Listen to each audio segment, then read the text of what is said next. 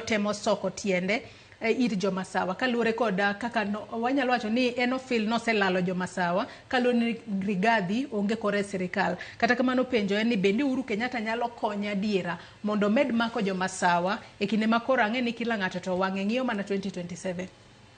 Koro masawa kato iwacho ni okethre lwet jacholo weche rach kabisa, lakini adwa kuonga kone Nyasaye erokamano kuom keto weche go bed maricho bilano mondo jomasawa bong'e ni gini ok ochuno ni gin maka gin mbele ni eka koro Kenya dhi maber.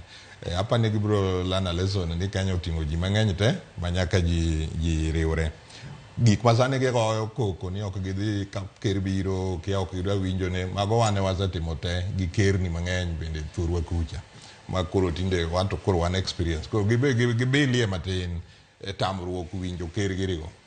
To Uhuru Kenyatta to nyalo konyo nikech sani bang' ka nyocha ne Gachagua osekiroko to jowa ma masawa yaneno ka sani koro gin ahinya gi feel ni ok gin iye kendo sani gihero Uhuru kabisa manyocha ne ok gidwa winjo wachne.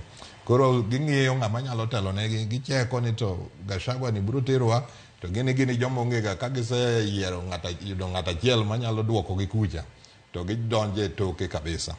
To mopogre gi mano kata mana wach mar IBC sani an kaka nene ng'ama odino IBC ting'eni en Kalonzo. To ng'ama ni e tok Kalonzo ng'ane Nyamuri wacho ni nyaka non wuon guok. Joma ni e tok Kalonzo mokasre kabisa namba 1 en Kioni, to ng'ama ni e tok Kioni to en Uhuru. Namba 2 en Wamalwa, namba 3 to gin Manzo giri joma giago gwengi kucha mamaka to nyalo kwero.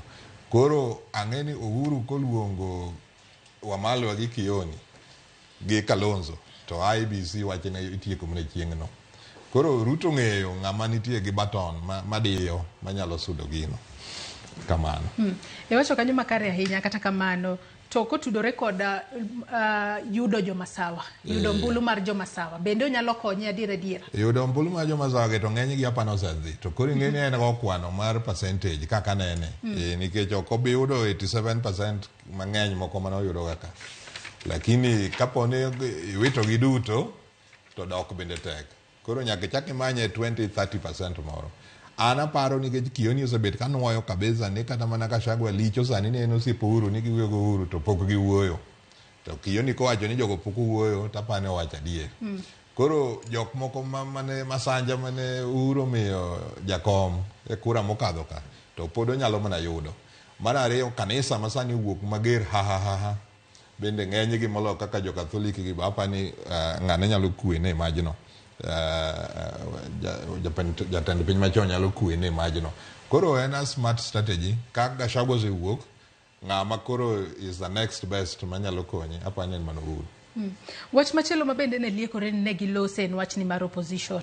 To ang'e ni nyaka sani wakili Nyamori bende pod wantiere kod kweth maketo sirikal tesre pacho ka gadiera nikech kwang'iyo kweth mane keto sirikal tesre nwang'e ni ne gin Azimio. Kata kamano wanyalo wacho ni kata obedo ni jo Azimio kinde mang'eny gisebedo ka giwacho ni Azimio pod ochung' motegno, kata kamano ODM kata jo ODM mane nitiere Azimio manwanno ka moko kuom gi ne gin vocal ahinya e kwedo sirikal. To bang' ka nosekaw moko kuom jolony e ODM ma okete sirikal, sani koro waneno ka mbi mane opposition nitiere godo motegno cha pod ionge. Bende pod wanyalo bedo kod